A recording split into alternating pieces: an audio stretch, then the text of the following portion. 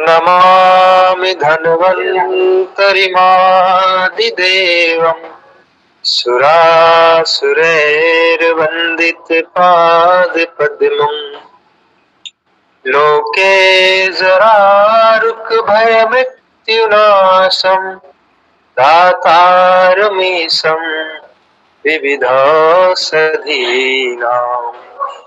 शङ्खं चक्रं जलौकाम् तदतमृतघटं चारुदोर्भिश्चतुर्भिः सूक्ष्मस्वच्छादिदया सुखपरिबिलसन्मालिलं भोजनेत्रम् कालाम्बोदोज्ज्वलाङ्गं कटितटविलसच्चारुपीताम्बराढ्यं वन्दे धन्वन्तरिं तम् निखिल गदवन प्रौढ़दावाग्निलीलम्। सभी साथियों को नमस्कार। भगवान धन्वंतरी की कृपा से आज की कक्षा का प्रारंभ करेंगे। परसों हमारा जो ये नया बैच शुरू हुआ है, इसकी पहली यानी कि डेमो क्लास थी जी 10 जून को शाम को 7 बजे से 8 बजे तक। कल कोई क्लास नहीं थी, आज ये दूसरी क्लास है। पहली क्लास में हमने पढ़ा था कि जी सही आयुर्वेद क्या है, और जो आयुर्वेद है वो केवल चिकित्सा पद्धति मात्र नहीं है जी, वो केवल डॉक्टर और वैद्यों के लिए नहीं है। आयुर्वेद एक ऐसा ज्ञान है जो हमें आदर्श, स्वस्थ और सुखी जीवन जीने की कला सिखाता है। तो आयुर्वेद इस सृष्टि के लिए, हर प्राणी मात्र के लिए है। हर व्यक्ति को आयुर्वेद का ज्ञान और समझ होना ज़रूरी है, ताकि उसके अनुसार वो अपना खान पान, आहार विहार, दिनचर्या, भोजनचर्या रखे और कभी बीमार ना पड़े, बिना दवाओं के सुखी और स्वस्थ रहे जी। तो किसी भी साथी का पिछली कक्षा से रिलेटेड कोई सवाल हो, कोई विचार हो, कोई सुझाव हो तो रख सकते हैं जी। फिर हम आज का टॉपिक पढ़ेंगे जी। आज ये दूसरी क्लास है, आज आखिरी डेमो क्लास है। कुछ साथियों ने विचार रखा था कि एक डेमो क्लास और देखना चाहते हैं। कल से रेगुलर क्लास रहेगी। कल से एक ग्रुप बना दिया जाएगा। जिन जिन का रजिस्ट्रेशन हुआ है उन सबको ग्रुप में जोड़ दिया जाएगा। वहाँ पे लिंक और टॉपिक मिलता रहेगा जी। तो जिन साथियों ने अभी तक रजिस्ट्रेशन नहीं करवाया है वो मेरे पास या सुमित जी के पास, जिन्होंने वो रजिस्ट्रेशन करवा लें, ताकि कल से सुचारू रूप से कक्षा चलती रहे जी। किसी साथी ने कुछ पूछना हो जी जो परसों पढ़ा था, या आज की कक्षा प्रारंभ करें जी।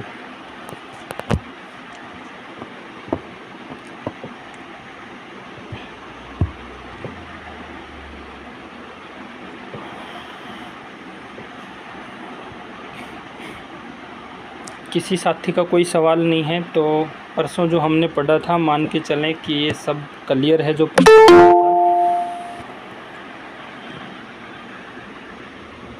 आयुर्वेद को सीखने के लिए जी, या आयुर्वेद की चिकित्सा पद्धति को सीखने के लिए वैद्यों के लिए या चिकित्सकों के लिए ज़रूरी है, या स्वस्थ रहने के लिए आम व्यक्ति के लिए भी ज़रूरी है कि आयुर्वेद को अच्छे से समझा जाए जी। जैसे कि एक मैकेनिक जो गाड़ी को ठीक करता है, कौन मैकेनिक गाड़ी को ठीक कर सकता है? जिसको गाड़ी की अच्छे से समझ हो जी, कि गाड़ी बनती कैसे है, कौन सा पार्ट कहाँ कहाँ पे है, उसमें गड़बड़ियाँ कैसे आती है, कैसे ठीक कर सकते हैं। उसी प्रकार हमारा शरीर स्वस्थ रहे और किसी भी प्रकार की बीमारियां शरीर में ना आए। पहले तो शरीर स्वस्थ रहे, बीमारियां ना आए, वो तभी संभव है जब हमें आयुर्वेद की समझ हो जी।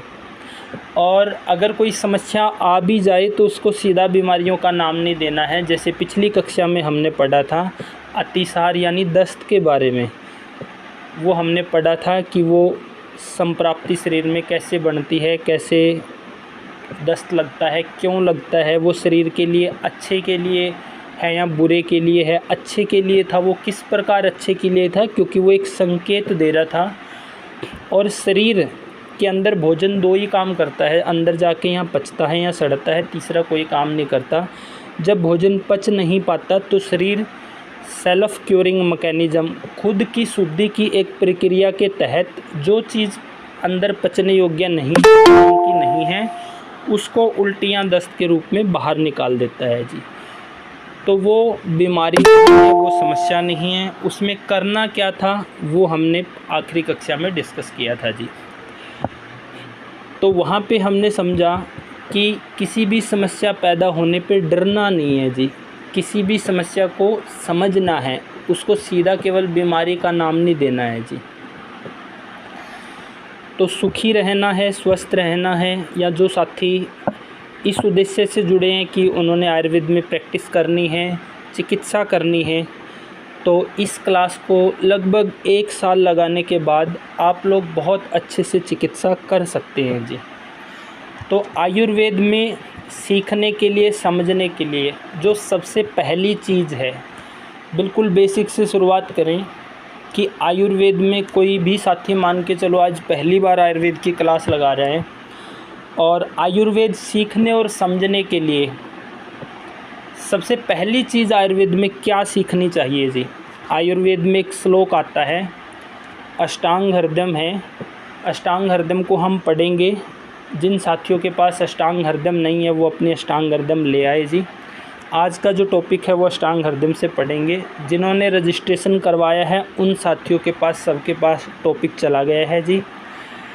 अष्टांग हृदयम का 11वां अध्याय, पेज नंबर 160 यानी पेज नंबर 160, इस पे एक श्लोक लिखा है महर्षि वाग्भट जी ने, दोष धातु मल मूलम ही शरीरम, यानी जो शरीर को चलाने वाले हैं, इस शरीर को धारण करने वाले हैं, इस शरीर को संरचना देने वाले हैं हमारे शरीर में, वो 3 दोष है, 7 धातुएं हैं और 3 मल है जी। आयुर्वेद में आयुर्वेद को समझना है तो सबसे पहले हमें इस श्लोक को समझना पड़ेगा जी। दोष धातु मला मूलम ही शरीरम, शरीर में 3 दोष कहे गए हैं जी, वात, पित्त और कफ जी। बहुत से साथी क्या है, वात, पित्त, कफ, ये नाम सुनते ही यहीं उलझ के रह जाते हैं। लेकिन हम बहुत सिंपल तरीके से समझेंगे कि जी वात क्या है, पित्त क्या है, कफ क्या है। जिन्होंने रजिस्ट्रेशन करवाया है सभी साथियों के पास टॉपिक है वो आगे है। अगर कोई एक साथी जो टॉपिक आया है आप लोगों के पास पढ़ना चाहते हो, शरीर के आधार, यहाँ से कोई एक साथी पढ़ दो जी। पिछली कक्षाओं में भी पढ़ने का सिस्टम ये है जी, कोई एक साथी पढ़ता है, फिर हम उसकी व्याख्या करते हैं, फिर किसी का साथ में कोई सवाल हो तो वो सवाल लेते हैं जी। कोई पढ़ने का इंटरेस्टेड है क्या जी, कोई इच्छुक है क्या पढ़ने का? कोई भी साथी जी जिन्होंने रजिस्ट्रेशन करवाया हुआ है, सबके पास टॉपिक आया हुआ है, पढ़ने का इंटरेस्टेड है क्या कोई भी साथी?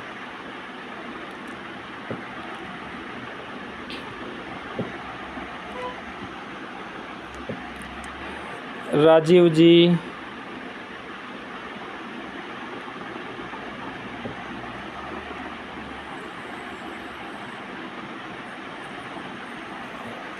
राजीव जी, कुलदीप जी, गुलशन जी, कोई भी साथी जी।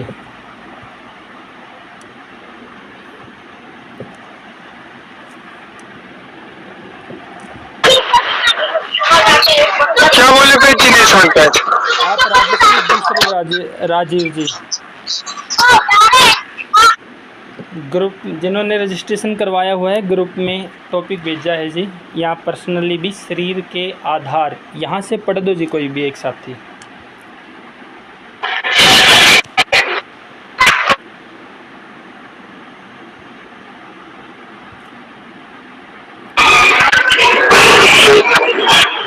मैं पढ़ रहा हूँ सर। हाँ पढ़ो जी आप।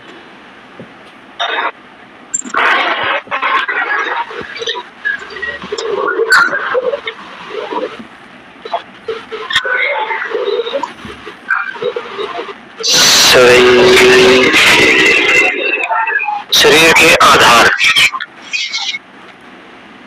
से पढ़ना है ना? हाँ, यहीं से पढ़ना है जी। वात आदि पित्त कफ तीन दोष रस से लेकर शुक्र पर्यंत 7 धातु तथा स्वेद पसीना आदि मल ये सब देह शरीर के सदा जीवन भर मूल आधार कहे जाते हैं। हाँ, इसमें अगर कुछ समझ आया हो तो वो भी बता सकते हैं, थोड़ा बोलेंगे तो बोलने का लेवल भी सुधरेगा। नहीं समझ आया हो फिर मैं बताता हूँ। राजीव जी, कुछ समझ आया हो सही गलत? हाँ सर, जैसे इन्होंने ये बोला है कि जो तीन दोष है ना, जैसे वात पित्त और कफ, जैसे आपने अभी बताया था, इन्होंने बोला है कि वात आदि मतलब वात पित्त और कफ, जो ये तीन दोष है ना, रस से लेकर शुक्र पर्यंत, मतलब जैसे जो 7 धातु है ना, रस रक्त मांस मेद अस्थि मज्जा और शुक्र, मतलब इन्होंने बोला है कि रस से लेकर शुक्र पर्यंत, मतलब जो प्रोसेस, जो प्रक्रिया रस से शुरू होकर जो शुक्र पर्यंत चलती है ना, तथा स्वेद मतलब यानी पसीना, जो पसीना जैसे ये मल है ना, शरीर के सदा जीवन भर मूल आधार कहे जाते हैं। मतलब ये मूल है शरीर के, मतलब ये बेस है शरीर का। यही है। आप बहुत अच्छे से आपने बताया है, बहुत बढ़िया पढ़ा है, इसके लिए आपका बहुत बहुत धन्यवाद। देखो जी, आयुर्वेद को समझना है और पे काम करना है। आयुर्वेद के अनुसार स्वस्थ रहना है या चिकित्सा करनी है, तो बस इस श्लोक को समझ लो जी। इस श्लोक को बहुत सिंपल तरीके से समझाएंगे। अगर ये श्लोक हमें समझ आ रहा है तो आयुर्वेद का बेसिक समझ आ रहा है जी। इसमें कहा गया है कि वात पित्त कफ 3 दोष और 7 धातुएं रस रक्त मांस मेद अस्थि मज्जा शुक्र और 3 मल मूत्र और पसीना, इनको 3 मल कहा गया है। ये सब हमारे शरीर का आधार है, सारे शरीर चलता है जी। अब बात कफ क्या है जी। आप देखते हैं कि सृष्टि में बाहर नेचर में 5 महाभूत है जी। कौन कौन से? पृथ्वी, जल, अग्नि, वायु, आकाश। आप सभी जानते हैं जी। सभी साथियों से निवेदन है कि जी माइक बंद रखें सभी साथी जी। तो सृष्टि में 5 महाभूत है जी। पृथ्वी, जल, अग्नि, वायु और आकाश। पृथ्वी क्या है? पृथ्वी पे ये पूरी सृष्टि बनी हुई है जी, आप सभी को पता है। जल क्या है? एक बहुत बड़ा हिस्सा पृथ्वी के ऊपर जल का है, जो क्या करता है, इस पृथ्वी को हरी भरी रखता है। और फिर अग्नि यानी कि तेज महाभूत है जो सृष्टि में, वो क्या करता है, उसके द्वारा ही हर चीज़ परिपक्व होती है जी, तेज महाभूत के द्वारा। मान लो फसल उगाते हैं किसान, अगर सूरज ही ना निकले तो कोई फसल उग भी नहीं सकती और वो पूरी तरह से तैयार भी नहीं हो सकती और पक भी नहीं सकती जी। पृथ्वी, जल, अग्नि, वायु क्या है? वायु के द्वारा ही ये पूरी सृष्टि है जो जीवित है जी। और फिर आकाश क्या है? ये पूरा खुला स्पेस, आप सब जानते हैं। तो ये सृष्टि में 5 महाभूत है जी, इनको पंच महाभूत बोलते हैं। और यही पंच महाभूत हमारे शरीर के अंदर है जी। तो जब सृष्टि में पंच महाभूत हैं, शरीर के अंदर भी पंच महाभूत हैं, तो फिर शरीर को सृष्टि को शरीर क्यों नहीं कहा गया जी? इसमें थोड़ा सा डिफरेंस है जी। डिफरेंस क्या है कि जो सृष्टि में पंच महाभूत हैं, पृथ्वी, जल, वायु, अग्नि, आकाश, ये अनियंत्रित है जी, इनको हम मेजर नहीं कर सकते जी। और जो शरीर में पंच महाभूत है वो नियंत्रित है जी, उनको हम समझ सकते हैं, उनका घटना बढ़ना, कम होना, ज़्यादा होना, इसको हम आसानी से समझ सकते हैं जी। ये डिफरेंस है जी, इसलिए सृष्टि को सृष्टि और शरीर को शरीर नहीं कहा गया। लेकिन पंच महाभूत उसी तरीके से शरीर में काम करते हैं। जैसे कि इस श्लोक में कहा गया है कि जो 3 दोष हैं, वात पित्त कफ, 7 धातुएं और 3 मल, ये शरीर का धारण करते हैं जी। अब वात पित्त कफ, इन नामों में फंसना नहीं है जी, उलझना नहीं है, क्योंकि बहुत से साथी तो जैसे ही वात पित्त कफ शब्द आते हैं तो यहीं उलझ के रह जाते हैं जी।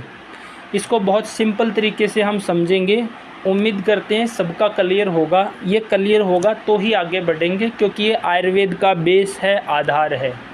अगर ये हमें समझ नहीं आया तो हम शरीर को स्वस्थ कैसे रखना है वो भी नहीं समझ पाएंगे और चिकित्सा भी नहीं कर पाएंगे। तो वात क्या है शरीर में जी? शरीर में वात वायु को कहा गया है जी।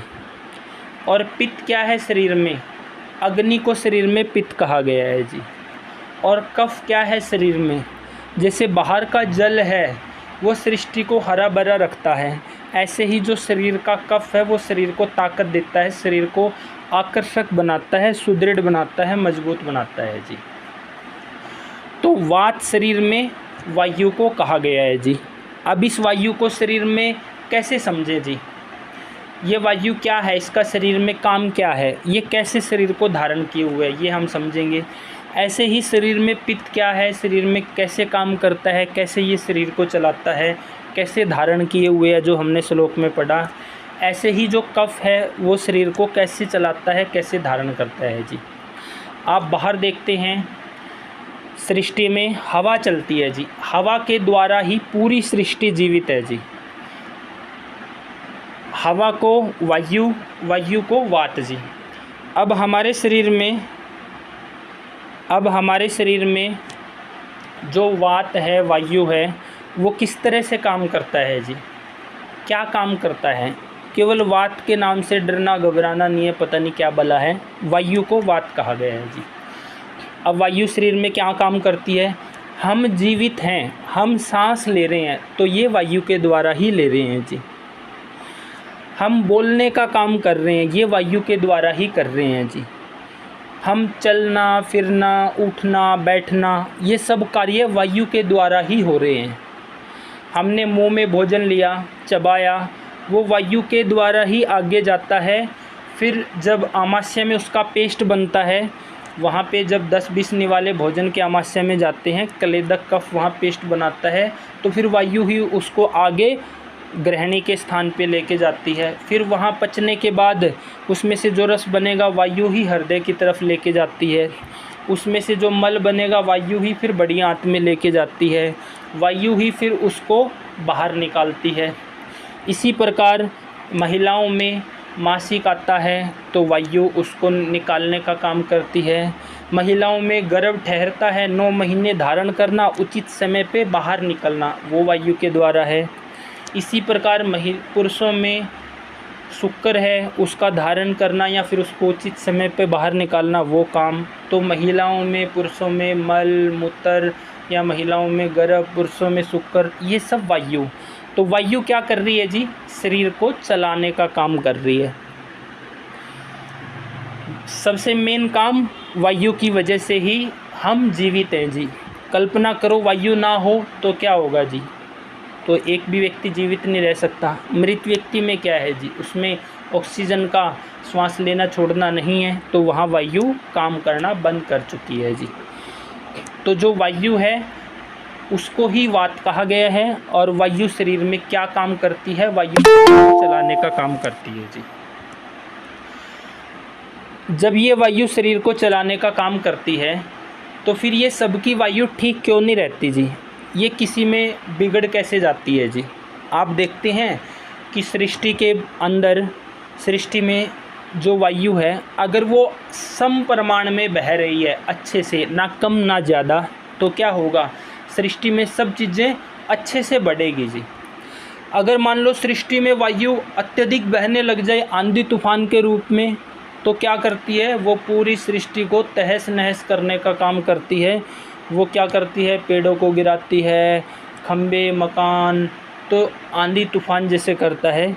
उसी प्रकार जब ये वायु शरीर में बढ़ जाती है तो फिर ये शरीर में जो उसके प्राकृतिक कार्य है उसमें रुकावट पैदा करती है और शरीर में बीमारी की स्थिति पैदा करती है। जैसे जैसे वायु अत्यधिक बढ़ेगी तो क्या होगा? शरीर में दर्द बढ़ना शुरू हो जाएंगे, तरह तरह की समस्याएं बढ़ना शुरू हो जाएगी। वो क्या क्या समस्याएं होगी उसको हम आगे पढ़ेंगे जी। अगर वायु जितनी सृष्टि में ज़रूरी है उतनी नहीं होगी, उससे कम होगी, तो फिर मान लो ऑक्सीजन या वायु सृष्टि में कम हो जाए तो फिर जीना मुश्किल हो जाएगा जी। वायु अत्यधिक बढ़ रही है तो वो क्या कर रही है, हमने देखा बिल्कुल तहस नहस कर देती है। उसी प्रकार शरीर में भी जी, जैसे आगे हम पढ़ेंगे कि एक शरीर वात का होता है वायु का, एक पित्त का, एक कफ का, इसको हम आगे समझेंगे। अगर वायु अत्यधिक बढ़ रही है किसी व्यक्ति में तो वहाँ हाई बीपी जैसी समस्याएं बनती हैं। और वायु जब कम हो जाती है, जितनी होनी चाहिए उससे कम, फिर जो वायु के ये प्राकृतिक कार्य हमने पढ़े कि क्या क्या है वायु का काम शरीर में। हमने पढ़ा हम वायु के सहारे ही जीवित रह रहे हैं, सांस लेके हमारा भोजन अंदर जा रहा है, शरीर में सब क्रियाएं वायु के द्वारा हो रही है। तो ये सब क्रियाएं अगर वायु सम प्रमाण से कम हो जाएगी, जितनी ज़रूरत है अंदर उससे अगर कम हो जाएगी तो क्या होगा जी, फिर जो ये कार्य है बोलना, श्वास लेना, चलना, उठना, बैठना, खाना पीना, दौड़ना, ये जितना भी मल मूत्र गर्भ शुक्र निकलना, मासिक निकलना, इन सब में रुकावट आनी शुरू हो जाएगी, जैसे लो बीपी के रोगी में होती है जी। तो वात क्या है, वात के नाम से नहीं डरना है जी। वात क्या है, वायु को वात कहा गया है जी। वायु क्या काम करती है, वात क्या काम करता है, ये शरीर को चलाने का काम करता है जी। अगर वायु ज़रूरत से ज़्यादा बढ़ेगी तो शरीर में क्या करेगी, ज़रूरत से ज़्यादा घट जाएगी तो क्या करेगी, ये थोड़ा थोड़ा सा इस पर प्रकाश डाला है। जैसे जैसे हम आगे बढ़ेंगे तो इसको डिटेल में पढ़ेंगे जी। अब वायु जब ज़रूरत से ज़्यादा बढ़ेगी तो शरीर में क्या क्या दिखाई देगा जी, वो वायु के कुछ गुण हैं, अगली कक्षा में हम पढ़ेंगे। तो वात क्या है, वात, उम्मीद करते हैं जो अभी पढ़ा है सभी साथियों को समझ आया होगा कि वात क्या है, वायु को वात कहा गया है। तो कन्फ्यूजन नहीं होना है, समय लेके पढ़ना है, क्योंकि ये जो बेसिक क्लास रहेगी अगर ये अच्छे से क्लियर हो गई तो हम स्वस्थ भी अच्छे से रह पाएंगे, अपने घर में छोटे छोटे बच्चे हैं, बड़े हैं, अपनी पीढ़ी है, उस पर अच्छे से काम कर पाएंगे। और जो चिकित्सा करने की दृष्टि से जुड़े हैं तो वो चिकित्सा भी अच्छे से कर पाएंगे। अगर बेसिक कंसेप्ट क्लियर नहीं होगा फिर आगे का आयुर्वेद समझ नहीं आएगा जी। तो वात क्या है, वायु को वात कहा गया है जी। यहाँ तक किसी साथी का कोई सवाल हो तो रख सकते हैं जी, किसी को कुछ समझ नहीं आया हो तो रख सकते हैं, अगर समझ आ गया हो तो अपना यहाँ पे लाइक का सिंबल दबा सकते हैं ताकि फिर हम आगे बढ़ते हैं जी।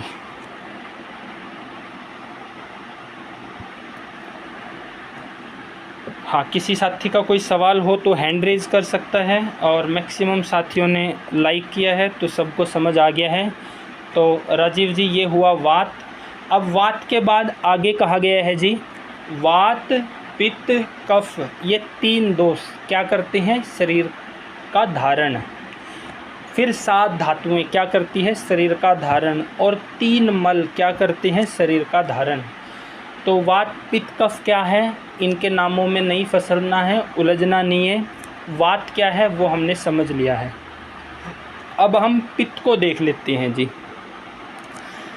पित्त क्या है, पित्त अग्नि का काम करता है जी। अग्नि क्या काम करती है जी, आपके घरों में जो अग्नि है, चूल्हा है, वो क्या काम करता है जी, वो खाने को पकाने का काम करता है। खाना पकने पे क्या होता है, खाना संस्कारित हो जाता है जी। मान लो केवल उबला हुआ खाना आपको खाने के लिए दे दिया जाए तो आयुर्वेद के अनुसार वो खाना अरुचिकर होता है जी, उसमें किसी प्रकार का टेस्ट नहीं है जी, केवल उबला हुआ खाना दे दिया जाए। तो जब अग्नि पे खाना हम पकाते हैं छौंक के रूप में, उसमें धनिया, जीरा, ऋतु के अनुसार प्याज, लहसुन, ये सब डालते हैं, तो ये सब क्या है, अग्नि दीपन करने वाले द्रव्य है जी। इनसे अग्नि अच्छी होती है, खाना आसानी से पचता है, खाना सुपाच्य हो जाता है। जब इनका खाने में छौंक लगाते हैं खाना संस्कारित हो जाता है, फिर अग्नि की सहायता से खाना पकता है जी। पकने पे क्या होता है, खाना आसानी से सुपाच्य हो जाता है, वो जल्दी पचने लायक हो जाता है। वहाँ अग्नि कम होने का या मंद होने का, पाचन शक्ति कम होने का खतरा नहीं रहता जी। तो अग्नि क्या करती है, ये पकाने का काम करती है जी। इसी प्रकार जो शरीर में स्थित अग्नि है, जैसे वायु का काम हमने पढ़ा, वायु क्या करती है, शरीर को चलाने का काम करती है जी। वायु यानी कि वात, अगर शरीर में वायु नहीं है तो शरीर की कल्पना नहीं करी जा सकती। बिना वायु के, बिना ऑक्सीजन के शरीर डेड है जी। तो पित्त शरीर में क्या काम करता है? पित्त शरीर का निर्माण करने का काम करता है जी। कैसे? हम भोजन खाएंगे तो मुख के द्वारा चबाएंगे, आहार नली से होता हुआ सबसे पहले हमारे आमाशय में पहुंचता है। आमाशय एक ऐसा स्थान है जो कफ का स्थान है। शरीर में 5 प्रकार के कफ होते हैं, उनको आगे पढ़ेंगे। तो आमाशय कफ का स्थान है, वहाँ पे क्लेदक कफ आता है जी। क्लेदक कफ क्या है? इसके नाम से ही हम समझ सकते हैं, जो क्लेद यानी कि गिल्ला करने का काम करता है, यानी कि भोजन को पेस्ट बनाने का काम करता है। तो सबसे पहले हमने भोजन किया, मुख से चबाने के बाद आहार नली से होता हुआ आमाशय में जाता है, वहाँ पे उसका क्लेदक कफ की सहायता से पेस्ट बनता है जी। फिर वो वहाँ पे आमाशय में ही उसके बाद रंजक पित्त आता है, वो अमल भाव पैदा करता है जी। फिर वो जो आहार है वो ग्रहणी में पहुँचता है, वहाँ पे शरीर की सबसे बड़ी अग्नि है जी, जिसको हम पित्त बोल रहे हैं, जो सबसे बड़ा बलवान पित्त है। 5 प्रकार के पित्त है, उनमें से जो सबसे महत्वपूर्ण, सबसे बलवान पित्त है वो ग्रहणी में है जी। वो पाचन करने का काम करता है जी, उसकी सहायता से भोजन का पाचन होता है। तो भोजन का पाचन होने के बाद क्या होता है? पहली धातु रस बनता है जी, भोजन पचने के बाद। फिर रस से आगे रक्त बनता है, फिर मांस बनता है, फिर मेद बनता है, फिर अस्थि बनती है, फिर मज्जा बनता है, फिर शुक्र बनता है। तो भोजन किसकी सहायता से पकता है? जठराग्नि की सहायता से जी। तो अग्नि ने क्या काम किया? जो हमने खाया उसको पचा के धातुओं में कन्वर्ट कर दिया जी। तो उससे क्या हुआ? शरीर का निर्माण। कैसे हुआ जी? मान लो आप सबने सुबह भरपेट भोजन किया है, अग्नि के बल के अनुसार खेत में काम करने चले गए हैं, धान का या कटाई का। तो काम करते करते दोपहर के 1-2 बज गए हैं, आप लोगों को ज़ोरदार भूख लग गई है, सुबह से काम कर रहे हैं, अगर खाना ना मिले तो शायद पूरी एनर्जी से शाम तक काम ना कर पाओगे।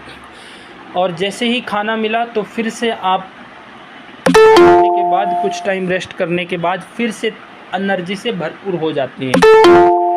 तो ये एनर्जी शरीर में कैसे आती है? भोजन का पाचन होने से जी।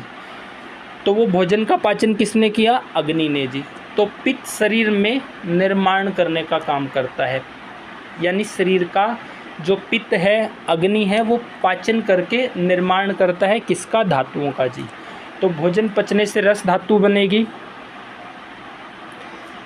रस धातु बनेगी। तो रस से फिर रस क्या है जी? जैसे मान लो एक मौसमी को या अनार को मिक्सी में डाल देते हैं, उसका जूस बनता है। ऐसे ही जब भोजन अग्नि की सहायता से पचता है तो उसका रस बनता है जी। उस रस से फिर शरीर में रक्त यानी कि खून बनता है, दूसरी धातु। फिर उस खून से आगे शरीर में तीसरी धातु बनती है मांस, जो हमारे शरीर में हड्डियों को ढके हुए है। फिर मांस से आगे चौथी धातु बनती है मेद, जो शरीर के पूरे शरीर की चिकनाई है, शरीर को फ्लेक्सिबल बना रही है, हर एक ऑर्गन को एक लेयर दे रही है जी। फिर मेद से आगे बनती है अस्थि, जिसको हम हड्डियां बोलते हैं, जो हमारे शरीर को ढांचा देने का काम करती है। अस्थि से आगे फिर बनता है मज्जा, हड्डियों के अंदर की चिकनाई।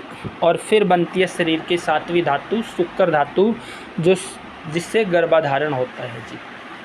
और फिर उसके बाद बनता है ओज, जो हमारे अंदर वीरता, पराक्रमकता, क्रांतिकारी भाव, चेहरे पे ऑरा, तेज, चमक दर्शाता है जी।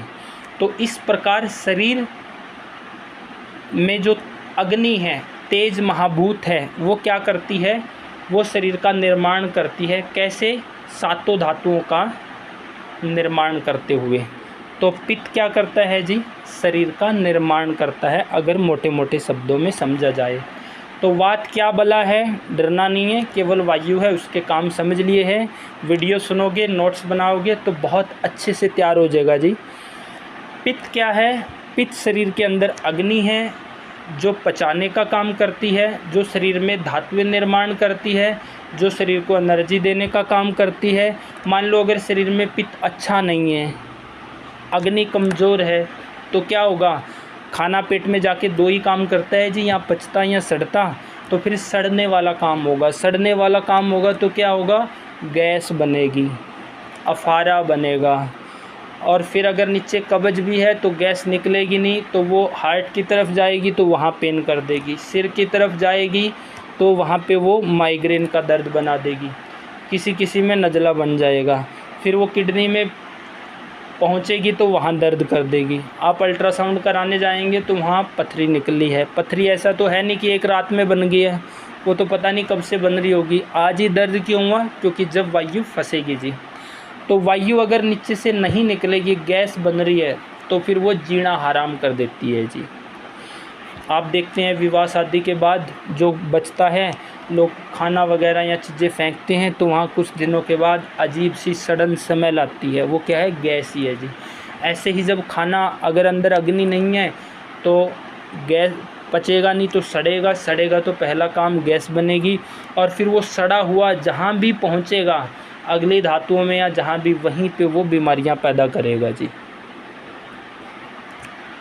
अगर पित्त ज़रूरत का नहीं है, अगर पित्त ज़रूरत से ज़्यादा बढ़ जाए तो फिर ऐसी स्थिति पैदा होगी, बार बार भूख लगना, अत्यधिक खाते जाने पर भी वज़न कम होते चले जाना, या एसिडिटी जैसी समस्याएं बनना, अत्यधिक प्यास लगना, अत्यधिक पसीना आना।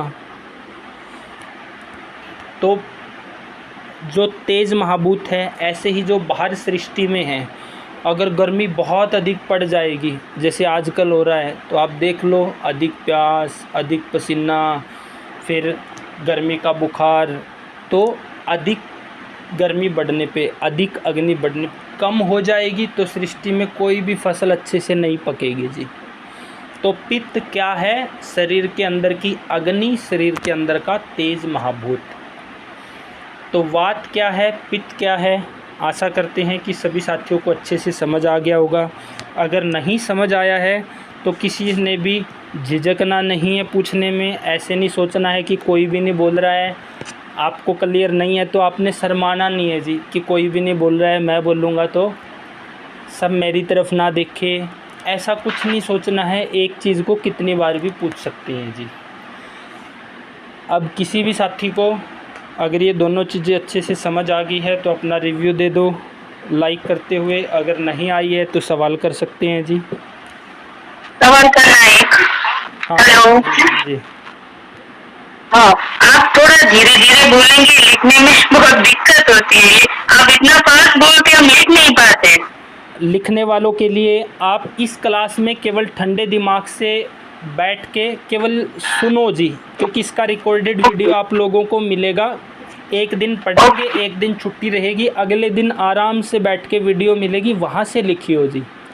वीडियो को चाहे कितना ही धीमा चला लियो, कितनी बार पीछे कर लियो, आराम से नोट्स वहाँ से बनाने का काम करो, यहाँ केवल समझने का काम करो जी। ओके ओके, ठीक है जी। तो और किसी साथी का कोई सवाल जी? हेलो जी सर, गुरु जी नमस्कार। नमस्कार जी। मेरा नाम सुखजिंदर कौर है, मैं लुधियाना से हूँ। तो मैंने पूछना था, कई बार किसी को गैस की प्रॉब्लम होती है, बॉडी में कहीं भी जॉइंट पे हाथ लगाते हैं, थोड़ा सा दबाते हैं तो डकार आते हैं, उसके बारे में भी बताओ प्लीज, क्या कारण होता है उसका? अभी केवल हम ये समझ रहे हैं कि शरीर का स्ट्रक्चर कैसे निर्माण हुआ है जी, ये आगे वाली वीडियो में आएगा टॉपिक। पहली वीडियो में ही ये टॉपिक नहीं आएगा, क्योंकि फिर जो शरीर की संरचना क्या है वो हमारा क्लियर नहीं होगा, ये अगली क्लास में आएगा जी। हम पढ़ेंगे वात बढ़ने पे क्या क्या लक्षण आते हैं, रोगी क्या क्या समस्याएं लेके आता है।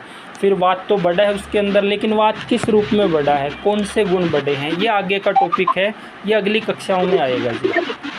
जी sir, thank you. Sumit ji, नमस्कार सर। पढ़ा है वो ठीक चल रहा है क्या सुमित जी? जी अच्छा चलेगा। वात पित्त कफ की किसी नए साथी को कंफ्यूजन तो नहीं आएगा? जी मुझे कुछ कहना था। हाँ बोलो जी। नमस्कार, मेरा नाम नवीन कुमार है, मैं पटना बिहार से हूँ। हाँ जी। वैसे मैं तो 20 से क्लास ज्वाइन किया, लेकिन मैंने ना ये बात पित्त कफ के पहले से थोड़ा सा नोट्स बना के रखा हूँ, तो क्या मैंने सही बना के रखा है? मैं बोलना चाहता हूँ 2 मिनट अगर आप मौका देते हैं। हाँ 2 मिनट बोल लो जी। बात शरीर में जो 3 दोष है वो आपने तो बता ही रखा होगा, बात पीठ कफ। तो मैंने बात लिखा है कि जो बॉडी का है ना, जांग से लेकर पैर के उंगलियों तक होता है सब बात। और कफ जो पित्त होता है वो छाती से लेकर जांग तक होता है, और छाती और कफ जो होता है छाती से सिर तक होता है। तो उसमें कई सारे ये आपने पूरी तरह से गलत लिखा हुआ है जी, पूरी तरह से गलत। अच्छा। हाँ, अगर आपने रजिस्ट्रेशन करवा लिया है तो आपको इसका वीडियो का रिकॉर्डिंग मिल जाएगा, आपको जो पढ़ा रहे हैं वो नोट्स मिल जाएगा। तो आपने नए सिरे से नोट्स बनाने हैं, क्योंकि जो आपने लिखा है वो वात पित्त कफ नहीं है जी। इस वीडियो को दोबारा सुनेंगे तो आपको समझ आ जाएगा कि वात पित्त कफ क्या है जी। और किसी अभी तक पढ़ा है उससे रिलेटेड कोई सवाल हो तो रख सकते हैं। अब बात करते हैं जी कफ के बारे में। वात क्या है? जैसे सृष्टि में बाहर वायु काम करती है, इसी प्रकार हमारे शरीर में वायु काम करती है जी। पित्त क्या है? जैसे बाहर सृष्टि में अग्नि तेज महाभूत काम करता है, उसी प्रकार शरीर में पित्त काम करता है जी। और कफ क्या है जी? हमने पढ़ा कि सृष्टि में 5 महाभूत है। 5 महाभूतों में 2 महाभूत ऐसे हैं, पृथ्वी और जल, जो इस सृष्टि को हरा भरा रख रहे हैं जी। क्योंकि पृथ्वी है तो उसके ऊपर ही जीवन संभव है, और फिर जल है तो वो सृष्टि को हरा भरा रखेगा जी। उसी प्रकार जो कफ है वो हमारे शरीर को ताकत देने का काम करता है जी। जैसे वायु का काम, वात का काम हमने समझा कि ये शरीर को चलाने का काम करता है। पित्त का काम हमने समझा कि ये शरीर का निर्माण करने का काम करता है। और कफ शरीर को ताकत देने का काम करता है जी। कफ क्या है? शरीर के अंदर का ताकत जी।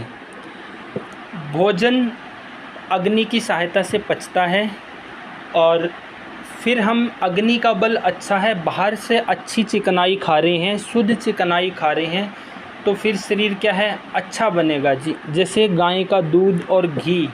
अब गाय क्या है जी? गाय आप देखेंगे बहुत एक्टिव है, दीवार के ऊपर से कूद सकती है, इतनी एनर्जी है। भैंस क्या है जी? वो आलसी है। भैंस का बछड़ा कटड़ा भी क्या है? वो भी आलसी है, स्थूल है, वो उसकी तरह कूद नहीं सकता। तो जैसी चिकनाई हम बाहर से लेंगे वैसे ही शरीर के ऑर्गन भी बनते हैं। तो आयुर्वेद में जो शुद्ध चिकनाई कहा गया है, अगर चिकनाई नहीं लेंगे तो क्या होगा जी? मान लो एक कल्पना करो, आपके हाथ में 2 लकड़ी पकड़ा दी है जी, एक सूखी है एक गिल्ली है। उनमें से जल्दी कौन सी टूटेगी? सूखी लकड़ी टूटेगी। गिल्ली क्या है? वो आसानी से टूटेगी नहीं, फ्लेक्सिबल होगी जी। तो इसी प्रकार एक गाड़ी है, गाड़ी का पहिया बिना चिकनाई के घूम नहीं सकता जी। तो जो चिकनाई है वो शरीर को फ्लेक्सिबल बनाती है जी। और कौन सी चिकनाई? जैसे गाय का दूध और घी है जी। तो ये जो चिकनाई है, इस रूप में जब अंदर कफ बनता है, अग्नि के पचने की सहायता से बाहर की शुद्ध चिकनाई अंदर जाके पचती है, तो वो शरीर में ताकत देने का काम करती है। तो वात पित्त कफ में वात शरीर को चलाने का काम करता है, पित्त निर्माण करने का काम करता है, और कफ ताकत देने का काम करता है जी। तो शरीर की जितनी भी एनर्जी है, ताकत है, जितना भी शरीर में हड्डियों के ऊपर मांस है तो इसको हम कफ बोलेंगे। जितना मेद शरीर का है, अंदर की चिकनाई, उसको हम कफ बोलेंगे। तो कफ का काम शरीर को केवल ताकत देने का है जी। तो ये है जी जो पहला श्लोक हमने पढ़ा, दोष धातु मल मूलम ही शरीरम। इसके अनुसार जो 3 दोष कहे गए हैं, वात पित्त कफ, ये क्या है और शरीर में कैसे कार्य करते हैं जी। तो कफ के बारे में भी क्लियर हुआ जी।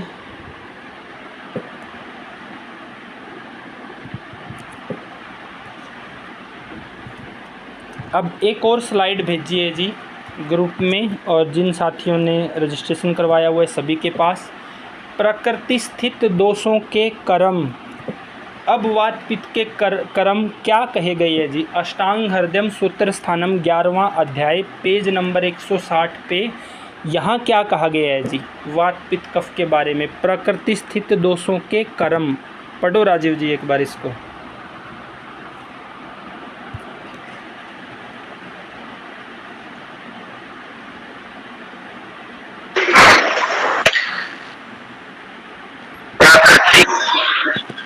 प्रकृति से दोषों के कर्म, यही है ना? हाँ यही है जी, प्रकृति स्थित दोषों के कर्म। पढ़ो जी। उस को प्रकृतिस्थ वायु सदा उत्साह शक्ति श्वास प्रश्वास चेष्टा शरीर संबंधी व्यवहार उठना बैठना चलना फिरना आदि मल मूत्र आदि वेगों की प्रवृत्ति रस आदि धातुओं की उचित गति श्रोत्र आदि इंद्रियों की अपने अपने विषय ग्रहण की कुशलता से कृपा करता रहता है। इसी प्रकार यहाँ रुक जाओ जी, ये वात का कार्य बताया, फिर आगे पित्त का, फिर कफ का। जो आपने अभी पढ़ा है इसमें क्या कहा गया राजीव, क्या समझ में आया इसमें? इसमें उन्होंने बोला है जी उस देह को प्रकृति तत्व मतलब वो शरीर के बारे में बता रहे हैं कि जैसे वायु जो वात है ना सदा उत्साह शक्ति मतलब शरीर के अंदर ना उत्साह पैदा करती है। श्वास प्रश्वास का काम भी हम वायु से करते हैं, जैसे मान लो प्राण को ही हम वायु बोल रहे हैं। चेष्टा संबंधी आहार मतलब व्यवहार जैसे उठना बैठना चलना फिरना, जैसे आपने शुरू में मतलब वो आपने बता ही दिया सर। और जैसे मल मूत्र आदि वेग, जैसे जो मल और मूत्र आदि जो वेग अपने वो वात से ही मतलब संतुलित है। रस आदि धातुओं की उचित गति, जैसे रस आदि जो धातु है आपके साथ उनकी जो गति है वो भी वात से ही मतलब पॉसिबल है। और एक सूत्र शब्द का मेरे को समझ नहीं आया जी क्या है ये? स्रोतस बोला गया है। स्रोतस आदि इंद्रियों की अपने अपने विषय ग्रहण करने की कुशलता, यानी कि स्रोतस आदि इंद्रिय कान के द्वारा अच्छे सुनना। कान का विषय क्या है जी? कान का विषय है ग्रहण करना, सुनना। स्रोतस आदि इंद्रियों, आदि शब्द आ गया है इंद्रियों में, और इंद्रिय क्या है स्रोतस के बाद? आँखों के द्वारा अच्छे से देखना।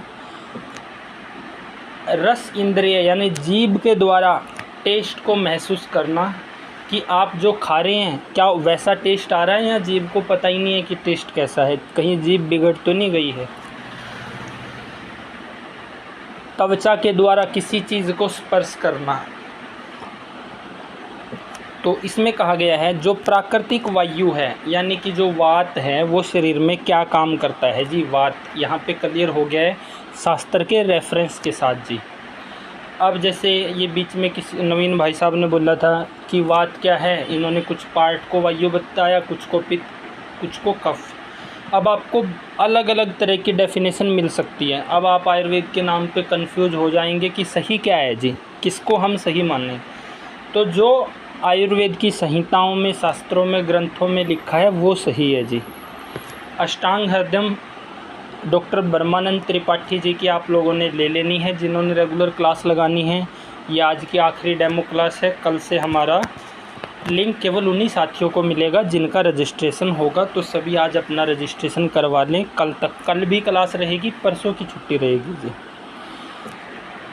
तो जो अष्टांग हृदय है जिसके राइटर डॉक्टर ब्रह्मानंद त्रिपाठी जी हैं, इसका जो 11वां अध्याय है पेज नंबर 160 प्राकृतिक भाषा में लिखा है। वो सीधा 160 नहीं लिखा जैसे हम हिंदी में पढ़ते हैं, वो धीरे धीरे आप लोग सीख जाएंगे जी। वो जैसे एक ग्रुप बनेगा तो पहले वहाँ ये प्राकृतिक संख्या ही डाल देंगे ताकि पेज निकालने में समस्या ना आए। तो यहाँ पे कहा गया है जी कि जो प्राकृतिक वायु है वो क्या काम करती है जी, वो उत्साह शक्ति पैदा करती है। अगर आपके शरीर का वायु ठीक है और आप अच्छे हैं, स्वस्थ हैं, जैसे खिलाड़ी किसी गेम के जीतने पे वो क्या है बहुत उत्साह में लंबी छलांग लगाता है, उसको क्या बोलते हैं? उत्साह शक्ति जी। श्वास प्रश्वास, श्वास लेना श्वास छोड़ना, ये कार्य वात के द्वारा हो रहा है जी। चेष्टा, शरीर के सभी कार्य जैसे उठना बैठना चलना फिरना, ये सभी वायु के द्वारा ही हो रहे हैं जी। सबसे मुख्य कार्य वायु का, उसके कारण हम जीवित हैं। श्वास प्रश्वास की प्रक्रिया चल रही है। अगर वात नहीं है, वायु ठीक नहीं है, लो बीपी वाला व्यक्ति अगर लो बीपी हो और घटता घटता चला जाए तो प्राण निकल सकते हैं। तो वहाँ पे क्या हुआ, वायु बिल्कुल ख़त्म होगी। हाई बीपी में क्या हुआ, वायु इतनी बढ़ गई, इतना प्रकोप बढ़ गया, जैसे कि हमने पढ़ा कि सृष्टि में अगर वायु अनियंत्रित हो जाए, जैसे आंधी तूफान के रूप में, तो वो क्या करती है, वो बड़े बड़े खंबे, मकान, पेड़ों, इन सबको गिरा देती है जी, इन सबको गिरा देती है। तो अनियंत्रित वायु उसी प्रकार से अगर शरीर में बढ़ जाए तो ब्रेन हेमरेज, ब्रेन स्ट्रोक, लकवा, इस तरह की बड़ी बड़ी बीमारियां पैदा कर सकती है जी। तो प्राकृतिक कार्य कैसे होंगे, जब वायु बैलेंस में होगी जी, तो ये सारे कार्य अच्छे से होंगे। और वायु बिल्कुल ही कम होगी, जैसे जैसे लो बीपी घटता चला जाता है, तो वहाँ भी फिर वायु चले जाने से प्राण जा सकते हैं। तो पहला कार्य वायु का जीवित रखना जी, श्वास प्रश्वास की प्रक्रिया के द्वारा। जब वायु बैलेंस में है तभी हम स्वस्थ रहेंगे। और फिर बाकी कार्य, उठना, बैठना, चलना फिरना, ये मल मूत्र आदि जो हमने पढ़ा, महिलाओं में मासिक आना, उचित समय पे गर्भ का बाहर निकलना, पुरुष और मल मूत्र, इसी प्रकार पुरुषों में मल मूत्र और शुक्र का बाहर निकलना, ये सब कार्य वायु की प्रेरणा से जी। भोजन पचने पे रस बनेगा, उसमें से एक भाग रस, एक भाग कीट बनेगा, जिसको मल बोलते हैं। रस को हृदय की तरफ ले जाना वायु करती है, मल को बाहर निकालना वायु करती है जी। धातुओं को उचित गति देना, अच्छे से दिखना, सुनना, ये सब वायु के कार्य से। तो शरीर में वात क्या है, वायु को कहा गया है। वायु शरीर में कैसे कार्य कर रही है, थोड़ा सा हमने पढ़ने की कोशिश करी है। अगर वायु अनियंत्रित हो जाए, ज़रूरत से बढ़ जाए, तो सृष्टि में क्या क्या नुकसान करती है और शरीर में क्या क्या नुकसान करती है जी। अगर वो घट जाए तो सृष्टि में जीवित रहना मुश्किल हो जाता है, क्योंकि सांस ही नहीं आ पाएगा। अगर शरीर में घटेगी तो फिर वो लो बीपी और धीरे धीरे प्राण चले जाना जी। तो ये है वात यानी कि वायु। तो जो हमने पढ़ा है वो सही है कि वो गलत है, उसको आप शास्त्र से टैली कर सकते हैं। इस पे सभी साथियों ने सुंदर सुंदर नोट्स बनाने हैं जी। आगे पढ़ो जी पित्त के बारे में। इसी प्रकार प्रकृति पित्त इस देह के ऊपर सदा पाचन, उष्णता, दर्शन देखना, भूख, प्यास, भोजन के प्रति रुचि, प्रभा, कांति, मेधा धारण करने की क्षमता वाली बुद्धि, बुद्धि शूरता, शरीर संबंधी मृदुता द्वारा अनुग्रह करता है। बिल्कुल सिंपल से शब्दों में क्या शब्द समझ आया जी, समझना वहाँ से है, बोलना अपने शब्दों में है जी। क्या कहा गया राजीव जी? इसमें ये कह रहे हैं जी, जैसे जिस प्रकार आपने वायु के बारे में पढ़ा, उसी प्रकार जैसे जो पित्त है ना, इस देह के ऊपर सदा पाचन, मतलब जो पाचन क्रिया है उसमें पित्त का बहुत बड़ा मान लो अहम रोल है। उष्णता मतलब जैसे जो शरीर में गर्मी है, दर्शन मतलब जो हम दर्शन का मतलब देखना, और लोग कैसे बोल रहे हैं, भूख, प्यास, भोजन के प्रति रुचि, मतलब जैसे अगर अपनी जठराग्नि मतलब अग्नि अगर अपनी मजबूत है, अगर खाना अपना सही पच रहा है तो अगले खाने की मतलब रुचि बढ़ेगी शरीर में। पर कांति मतलब अगर खाना अच्छे प्रकार से पचा है तो अपने जो शरीर का जो मान जो कांति है, शरीर का जो ऑरा है, वो जो चमक है वो बढ़ेगी। मतलब मेधा धारण करने की क्षमता वाली बुद्धि, मतलब जो अपनी समझ शक्ति है वो बढ़ेगी। शूरता मतलब जो साहस है वो बढ़ेगा। शरीर की सामान्य मृदुता मतलब शरीर में जो फ्लेक्सिबिलिटी है, मृदुता आएगी। हाँ बिल्कुल, बहुत अच्छे से पढ़ा है जी, बहुत अच्छे से। इसमें कहा गया है कि जो प्राकृतिक पित्त है, अगर पित्त शरीर में प्राकृतिक रहेगा, जैसे बाहर गर्मी ना अधिक ज़्यादा हो ना अधिक कम हो, अगर बैलेंस में होगी, उसी प्रकार शरीर में अगर पित्त बैलेंस में होगा तो वो क्या काम करता है जी? प्राकृतिक पित्त वह शरीर में पाचन करने का काम करता है। जैसे मैंने आप लोगों को समझाया, वात का मुख्य काम है जीवित रखना जी, शरीर को चलाना या जीवित रखना पहला काम। पित्त का पहला काम है शरीर का निर्माण करना। कैसे? पाचन के द्वारा परिवर्तन करके, पाचन के द्वारा खाने को धातुओं में बदल के जी। जितना अच्छा पाचन होगा, जितनी अच्छी धातुएं होगी, उतने अच्छा शरीर होगा जी। फिर शरीर में जो जरूरी गर्मी है वो पित्त की सहायता से मिलती है, उष्णता। फिर दर्शन, दर्शन यानी कि देखना। जो आंखें हैं, आंखों में एक आलोचक पित्त होता है, वो आगे चल के पढ़ेंगे। जो देखने का कार्य है वो हम पित्त की वजह से कर रहे हैं। जैसे कि मान लो सृष्टि में, बाहर नेचर में, सृष्टि में अगर सूरज ही ना निकले तो क्या होगा जी? अंधेरा अंधेरा अंधेरा। तो दिखने का काम किसकी वजह से होता है? तेज महाभूत की वजह से। तो इसी प्रकार जो आंखों से हमें दिखता है वो तेज महाभूत की वजह से जी, पित्त की वजह से। दो दर्शन, दिखने का कार्य है जी। महिलाएं क्या करती है जी? जब बच्चा छोटा होता है तो उसको सुरमा लगाती है, काजल लगाती है जी। क्यों? क्योंकि हमारा बच्चा अच्छा दिखे, इस दृष्टि से। लेकिन इसके पीछे का लॉजिक ये है कि जो बच्चे हैं 16 साल तक वो कफ के प्रभाव में रहते हैं, तो उस समय आँखों के ऊपर कफ का आवरण ना आए, तो वो सुरमा लगाने से वो कफ का आवरण हट जाता है और उनकी आंखें सुंदर बनती है, अच्छा दिखाई देता है, दीर्घायु बनते हैं नेत्र जी। फिर जैसे जैसे बड़ा होता है तो लगाना छोड़ देती हैं। महिलाएं, लगभग बड़ी महिलाएं भी सुरमा लगाती है, मतलब शादी के बाद भी महिलाएं श्रृंगार के लिए। इसीलिए आप एक चीज़ का डिफरेंस पाएंगे कि महिलाओं में मोतिया बिंद कम होता है, पुरुषों में अधिक होता है जी। क्योंकि महिलाएं वो जो काजल का इस्तेमाल करती है तो वो कफ का जो अधिक आवरण है वो हटा देता है जी। तो वो इस तरह से काम करता है। तो देखने का कार्य पित्त की वजह से। फिर भूख लगना, पहला खाया हुआ पचेगा वो अग्नि की वजह से, आगे फिर भूख लगेगी अग्नि की वजह से। फिर प्यास लगना वो भी अग्नि की वजह से, अग्नि ही नहीं है तो भूख प्यास नहीं लगेगी। फिर आगे है भोजन के प्रति रुचि भी तभी होगी जब पहला पच चुका होगा, पेट में चूहे कूद रहे होंगे, तब अगला खाने की इच्छा होगी। कांति, चेहरे पे ओरा आना, तेज दिखाई देना, वो तभी होगा अगर अग्नि अच्छी है, बढ़िया खाया गया है, पाचन अच्छा हुआ है, अच्छी धातुएं बनी है जी। और फिर आगे है धारण करने की शक्ति, मेधा शक्ति, वो भी लंबी तभी रहेगी जी। बुद्धि, शूरता, ये सब कार्य पित्त की वजह से शरीर में होते हैं अगर शरीर प्राकृतिक है। अगर प्राकृतिक नहीं है तो ये सब कार्य बिगड़ेंगे, कम होने पे भी, अधिक होने पे भी। वो कैसे बिगड़ेंगे अगली कक्षाओं में पढ़ेंगे। अब आखिरी बचा है कि प्रकृति स्थिति, यानी कि प्राकृतिक कफ शरीर में क्या काम करता है, पढ़ो जी।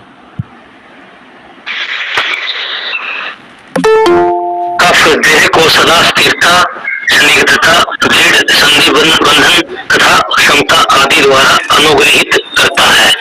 तो ये कह रहे हैं जैसे जो कफ है ना वो सदा स्थिरता, मतलब शरीर को एक स्थिरता प्रदान करने का, स्निग्धता मतलब फ्लेक्सिबिलिटी, दृढ़ संधि बंधन मतलब जो अपने ज्वाइंट्स हैं उनको मजबूती प्रदान करता है, तथा क्षमा आदि अनुग्रहित करता है।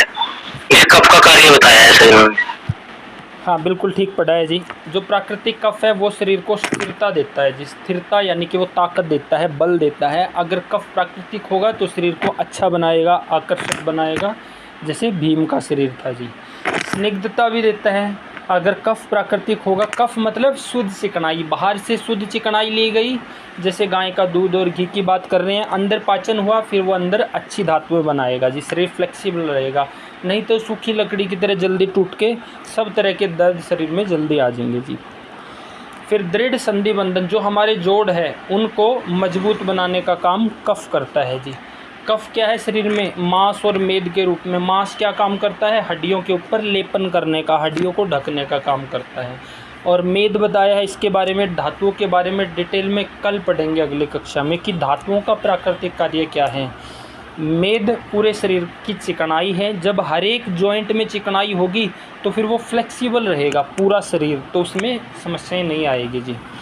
और क्षमा आदि अनुग्रहित करता है क्षमा आदि से। तो कफ है जो वो सौम्य है, तो वो गुस्सा, चिड़चिड़ापन, बेचैनी इनको कम करता है जी। तो उम्मीद करते हैं वात क्या है, पित्त क्या है, कफ क्या है, सभी साथियों को क्लियर हो गया होगा। इसके नाम पे डरना नहीं है, घबराना नहीं है कि क्या भला है। जैसे बाहर वायु काम कर रही है ऐसे ही वायु शरीर में, उसको वात कहा गया है। जैसे बाहर अग्नि काम कर रही है, तेज महाभूत काम कर रहा है, ऐसा ही शरीर में उसको पित्त कहा गया है। जैसे बाहर जल काम कर रहा है, सृष्टि को ताकत देने का, हरा भरा रखने का, उसी प्रकार शरीर में कफ काम कर रहा है। तो ये हुआ जी वात, पित्त, कफ। अगर आयुर्वेद सीखना है स्वस्थ रहने के लिए, चिकित्सा करने के लिए, तो ये जो पहला श्लोक है ये अच्छे से क्लियर होना चाहिए। दोष धातु मला मूलम ही शरीरम, यानी ये शरीर को वात पित्त कफ 3 दोष 7 धातुएं और 3 मल धारण करते हैं। इनमें से वात पित्त कफ के बारे में डिटेल में आज पढ़ लिया है, धातुओं के बारे में कल पढ़ेंगे। तो आज का टॉपिक यहीं पे रोकते हैं। किसी साथी का कोई सवाल है तो रख सकते हैं जी। सभी साथियों को कैसा रहा आज का टॉपिक, क्या क्लियर हो गया है? एक बार लाइक के द्वारा अपने विचार प्रकट कर दो जी।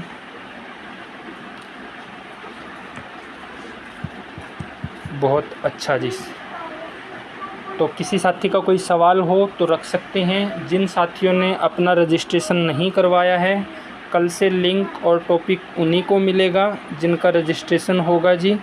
तो जिन्होंने नहीं करवाया है उनके लिए वो करवा सकते हैं। नंबर है 9050186270 जी।